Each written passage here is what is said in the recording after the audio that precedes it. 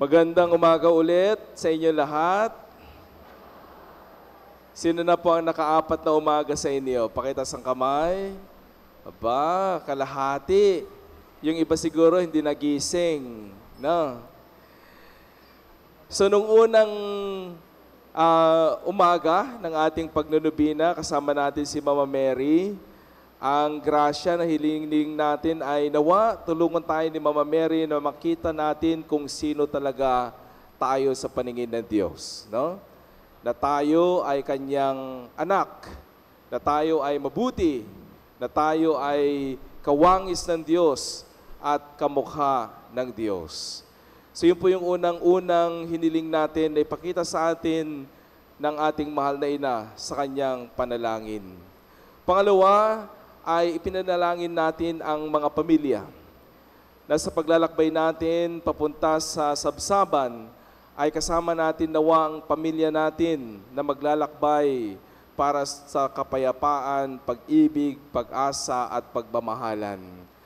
And then last night ay pinagdasal din po natin ang mga tatay na alam natin na sila po ay merong mabigat na tungkulin at maraming mga pinagdadaanan din sa kanilang buhay bilang isang padre de pamilya.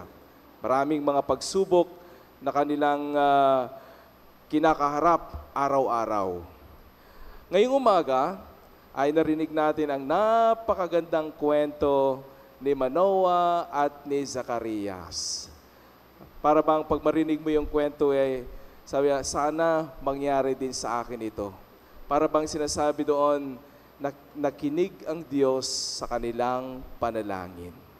Pero bago yan, my brothers and sisters, bago natin tingnan kung paano nakinig ang Diyos sa panalangin ni Zacarias at saka ni Manoah, ay sinabi doon na si Zacarias at saka si Elizabeth ay napakabuti sa paningin ng Diyos. Ibig sabihin, sila ay mapagdasal, sila ay gumagawa ng mabuti, sila ay sumusunod sa Panginoon. Pero parang sa kanilang buhay ay malayo ang grasya. At ang pinakamalaking grasya na pwedeng tanggapin ng isang pamilya ay ang bunga ng pagkakaroon ng anak. So, kikita mo na sila'y dasal ng dasal, ayuno ng ayuno, pero parang hindi dumarating itong kanilang kahilingan sa Diyos. Ngayon, my brothers and sisters, is this. Minsan, ako po'y hindi na nagtataka kung ang mga taong malalapit sa Panginoon ay marunong pa rin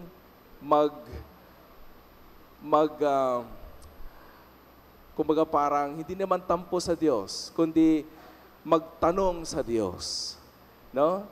Kasi marami pa akong mga nakakasalamuha sa buhay dito sa simbahan na makikita mo talagang napaka-faithful nila sa Panginoon. Pero pag may dumating na pagsubok sa buhay, ang isang unang tatanungin nila sa Panginoon is, bakit Panginoon? Nagdadasal naman ako. No? Nagmabuti naman ako. Ginagawa ko naman yung tama. Pero bakit ganito? No? Meron pa akong isang kaibigan na talagang malapit siya sa Panginoon, pero nung dumating yung pagsubok na yun sa kanyang buhay, hindi ko akalain na siya yung magtatanong ng ganon. Pero palagay ko, my brothers and sisters, bilang tao, talagang susubukin ka ng iyong pananampalataya. No? Susubukin ka ng Diyos kung gaano katatag ang iyong pananampalataya sa Kanya. Kaya nangyayari is, pag dumating ito, doon mo makikita gaano na ba ang aking tiwala sa Diyos. Gaano ba kalalim ang tiwala ko sa Panginoon na ang lahat ng ito ay magiging okay din sa bandang huli. Gaano ako katiwala sa Diyos na hindi niya kami pababayaan. Gaano kalalim ang tiwala ko sa Panginoon na lagi lamang siyang nandyan nakasama namin araw-araw. Gaano ba kalalim ang tiwala ko sa Panginoon na kahit hindi ko nakukuha yung aking hinihiling, ay alam kong mahal pa rin ako ng Panginoon. Yan po yung pinakamalalim na pagsubok na pagdadaanan po ng bawat isa sa atin sapagkat pag dumating itong pagsubok na ito ay maaring hindi mo man sinasadya, maaring tatanungin mo, bakit Panginoon? Anong nagawa kong mali? Ginagawa naman po lahat ng tama. Lahat po ay nagpapakabuti pa ako, pero bakit hindi mo ito pinagkakaloob o bakit nangyari ito sa amin? And I believe, my brothers and sisters, sa buhay ni Manoah, sa buhay ni Zacarias at saka ni Elizabeth, lalo na nung panahon ni Elizabeth at saka ni Zacarias, na kapag ikaw ay walang anak, parang wala kang kwenta sa lipunan. No? Etchepuere ka lang. Kasi wala kang anak eh. Ang anak ang nagbibigay ng kahulugan sa iyong pagiging magulang. No? So, ang liit-liit ng kanilang tingin sa kanilang sarili. Liit ng tingin nila. Kaya yung dasal nila siguro napakataimtim sa Diyos. Pero meron pa rin pagtatanong. No? May pagtatanong. Pero ang maganda kay Zacarias at saka kay Elizabeth ay tinuldukan ng Diyos ang kanilang pagtatanong. Noong nagpakita ang anghel at sinabi sa kanya na magkakaroon sila ng anak. Meron po ba ditong nananalangin na magkakaroon ng anak? Ha? Apo? Yan po yung ating panalangin ngayong gabi. Na nawa ang inyong hiningi sa Panginoon ay pagkalooban kayo. Na ito ay bagay na para bang gustong-gusto natin, pero kapag hindi pa panahon, ay hindi pa yan ipagkakaloob ng Panginoon. So, noong dumating itong mabuting balita na ito kay Zacarias, makikita mo na siya ay nagtaka sa plano ng Diyos sa kanyang buhay. Sabi niya, paano mangyayari po ito? Ang asawa ko ay matanda na. Matanda na si Elizabeth, matanda na rin ako. Imposible na po itong mangyari. Pero ang Diyos, kapag mayroon siyang gusto, mangyayari. My brothers and sisters, ang Diyos ay hindi po katulad natin na pabago-bago ang kanyang isipan. Pag sinabi ng Diyos, mangyari yan, mangyayari yan. Kahit na ito hindi mo kayang ipaliwanag, it will happen. No? Basta kagustuhan ng Panginoon. Kaya nga, it defies all the laws of nature. Kasi makikita mo, paano magkakaroon? Wala namang IVF noon. No? So, ang nangyari is all about the miracles of God. God can do something beyond our understanding. Kaya, pagdating sa buhay, sabi nga is, life is full of mystery. Sabi nga ni Basil Valdez, mahiwaga ang buhay ng tao. No? Dahil mahiwaga rin ang Diyos na ating pinagmulan. Kaya nga magpapansin nyo ba, my brothers and sisters, na ang dami nating mga plano sa buhay, no, kahit gaano ka-OC sa buhay mo. Pero darating ang panahon na ang Diyos, gigibain niya yan. Hindi yan ang mangyayari kung hindi niya kagustuhan. Kaya ang tanong po sa ganitong pagkakataon sa atin na namamanata, nananalangin sa panahon ng novena is, gaano ka kakomportable sa iyong buhay na hindi mo kayang intindihin? Gaano ka komportable sa iyong buhay na ang Diyos ang nangunguna sa mga nangyayari sa iyo araw-araw? How comfortable are you to trust in the Lord?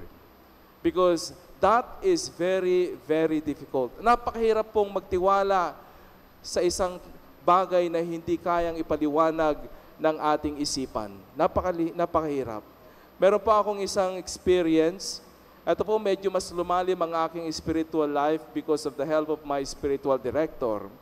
Kasi sa aking pagdarasal, yung isipan ko ay sinasabi niyang ito dapat ang mangyari sa iyo. Pero ang puso ko, sinasabi niya, ito ang dapat mangyari sa iyo. At alam niyo, kung ang puso natin ang nagtiwala sa Diyos, mas malalim. Kaya nga si Maria, makikita mo yung tiwala niya sa Panginoon, hindi nagmumula sa kanyang isipan, kundi nagmumula sa kanyang kalooban. Kaya kung isipan lang natin yung ating igagamitin para intindihin ang mga bagay-bagay sa mundo, sa buhay natin, mas sasakit yan. Hindi niya kaya. Because God is full of mystery. But if you allow your heart to understand the mystery of God, then you will realize that you don't have to understand God. No? Just allow to be embraced by the mystery of God, and everything will be all right. Yun po yung napakalalim na natutunan ko, na sa buhay pala, pananalangin, sa buhay espiritualidad, hindi mo kailangan maintindihan lahat. Hindi mo kailangan. Ang kailangan mo lang is meron kang puso na kayang tanggapin kahit anong mangyari sa iyong buhay. That is the deepest way of expressing our trust in the Lord. Kaya nga si Mother Mary, kaya makikita ninyo, di ba, nung second day, sabi naman Mother Mary, na magpakita sa kanya ang anghel, may your will be done. No? Mangyari nawa, Panginoon, ang iyong kalooban. Hindi niya naiintindihan. Ganun din, nung si Saint Joseph, kahapon, nung siya ay sinabing, pakasalan mo si Mary, kasi yung bata na sa kanyang sinapupunan ay galing sa Panginoon, hindi niya rin maintindihan. Pero tumalima si Saint Jose. Si Zacarias, si Manoah, ngayon sinasabi ng Panginoon, magkakaroon kayo ng anak. Hindi niya rin maintindihan. Pero nangyari, sumunod pa rin sila sa Panginoon. My brothers and sisters, there's beauty and there's wisdom when things is not something that we can understand. No? Pag hindi mo maintindihan, sometimes meron niyang wisdom na kasama at ipinagkakalob sa atin ng Panginoon. Kaya sa pang-apat na umaga na ating pagdiriwang ng banal na misa, alam ko meron kayong mga hinihiling sa Panginoon. No? Meron tayong hinihiling sa Panginoon.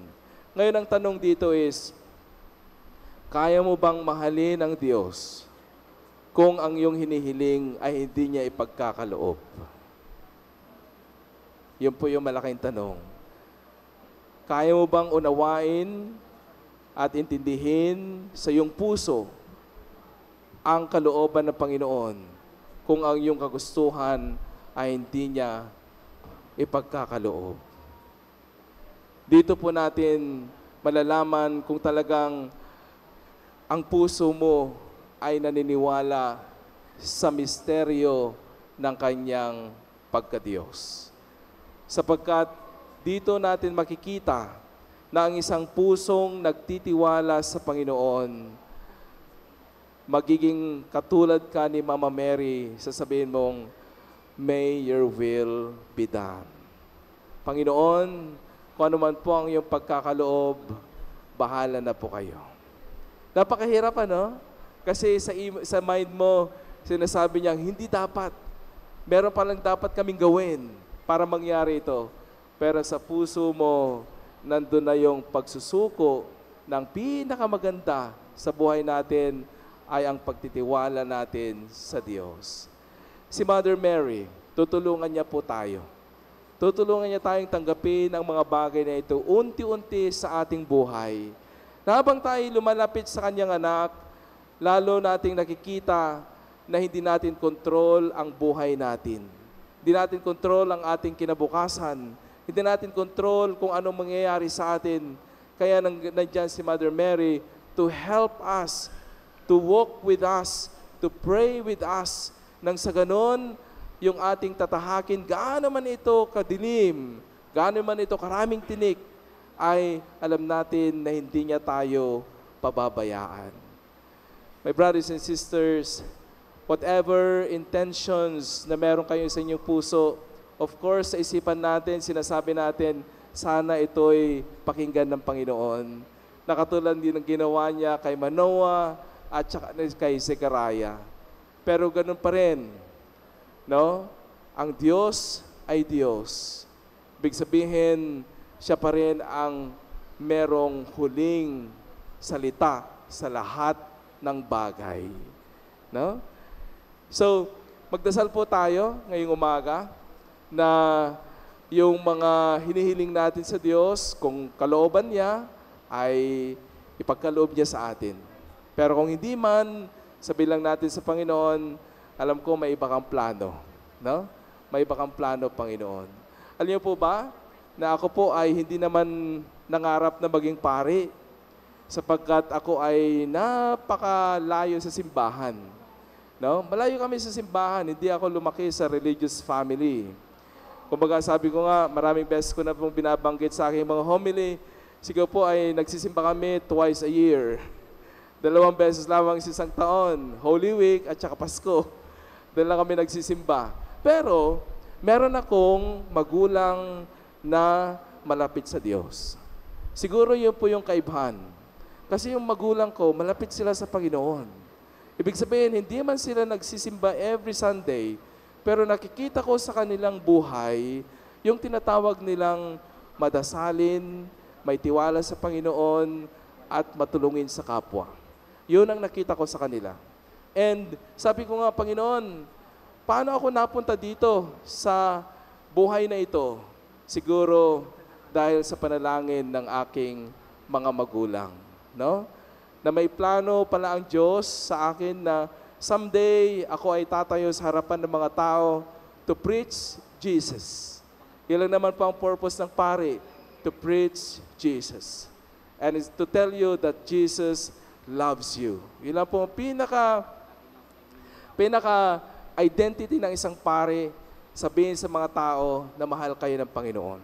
At naway ito ay inyong maramdaman sa mga sinasabi namin. Lalo-lalo na sa Eucharistia, kung saan hindi lang ninyo maririnig ang pagmamahal ng Diyos, kundi tatanggapin ninyong buong buo sa inyong katawan ang pagmamahal ng Panginoon.